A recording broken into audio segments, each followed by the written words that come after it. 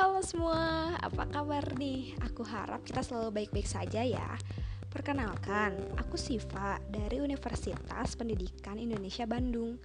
Pada kesempatan kali ini, aku mau sedikit sharing tentang sekolah di tengah virus yang mewabah. Virus yang mewabah.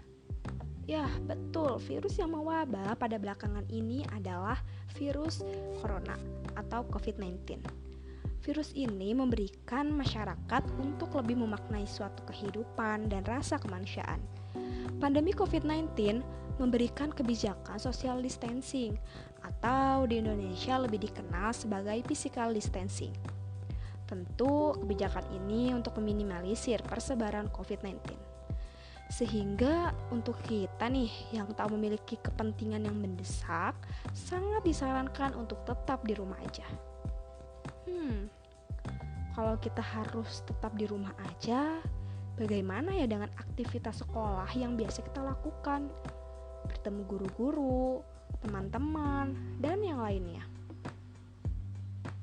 Berbicara tentang sekolah di tengah pandemi ini, Kementerian Pendidikan dan Kebudayaan merespon dengan kebijakan belajar dari rumah, yang tentunya melalui pembelajaran online yang bervariasi. Sungguh ini membuat banyak elemen sekolah terkejut. Kebijakan sekolah dan pembelajaran online ini tentu menjadi tantangan pemerintah dan pastinya menjadi tantangan lingkungan sekolah. Tantangan ini dirasakan oleh guru, staf sekolah, siswa, bahkan orang tua siswa. Bagaimana tidak, pembelajaran online ini sekarang sudah menjadi kebijakan dan semua elemen sekolah mau tidak mau harus berusaha untuk berupaya ke arah kebijakan itu. Perubahan ini mengharuskan kita untuk bersiap diri, merespon dengan sikap dan tindakan, sekaligus selalu belajar hal-hal yang baru.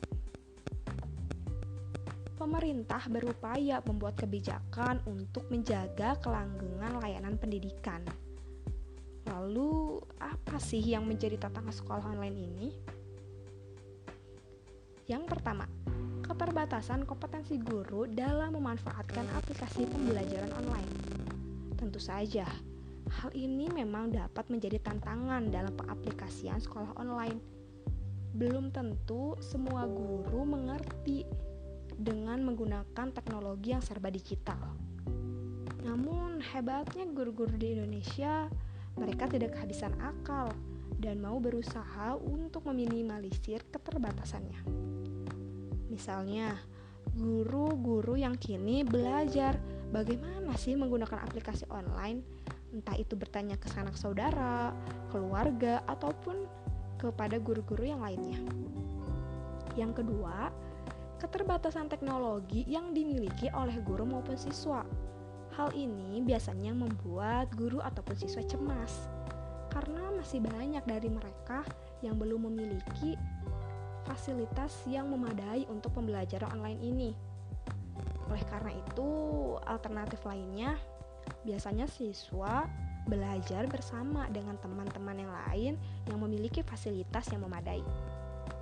Yang terakhir, interaksi antara guru, siswa, dan orang tua siswa yang belum berjalan secara efektif dan efisien. Dengan sekolah online ini, tentu guru tetap memantau aktivitas belajar siswa di rumah dengan bantuan pengawasan orang tua. Namun karena masih banyak keterbatasan, terkadang komunikasi antar guru dan orang tua siswa belum berjalan secara efektif. Oleh karena itu, untuk alternatif lainnya, guru biasanya memanfaatkan via telepon untuk memantau aktivitas kegiatan belajar siswa di rumah. Kebijakan online ini memang membuat pendidik merasa kaget karena harus mengubah sistem, silabus, dan proses belajar secara cepat. Siswa terbata-bata karena mendapat tumpukan tugas selama belajar dari rumah. Sementara itu, orang tua juga ikut bingung dan merasa stres ketika mendampingi proses pembelajaran dengan tugas-tugas. Namun, terlepas dari beberapa tantangan yang ada, sekolah online ini dapat memberikan pelajaran yang sangat berarti. Siswa lebih berpikir kreatif dalam belajar, misalnya dengan memanfaatkan video, gambar, dan lain-lain, sehingga siswa dapat memanfaatkan teknologi dengan baik. Selain itu, interaksi anak dan orang tua di rumah semakin hangat. Waktu belajar dengan orang tua pun akan lebih maksimal. Dan yang paling terpenting, kita semua dapat menghargai betapa penting dan indahnya dari suatu pertemuan. Pandemi COVID-19 ini memang menjadi efek kejut bagi kita semua. Dunia seolah melambat dan bahkan terhenti sejenak. Seluruh elemen sekolah harus bekerja sama dengan baik agar kebijakan sekolah online ini dapat dijalankan secara konsisten dan efektif. Di tengah pandemi COVID-19 ini, sistem pendidikan kita pun harus siap melakukan lompatan untuk melakukan transformasi pembelajaran online bagi semua siswa dan oleh semua guru.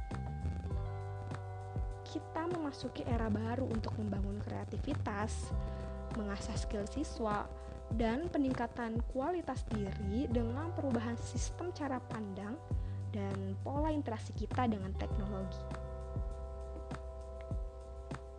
Oke, mungkin sampai di sini podcast aku kali ini. Semoga bermanfaat bagi semua pendengar. Stay safe ya teman-teman.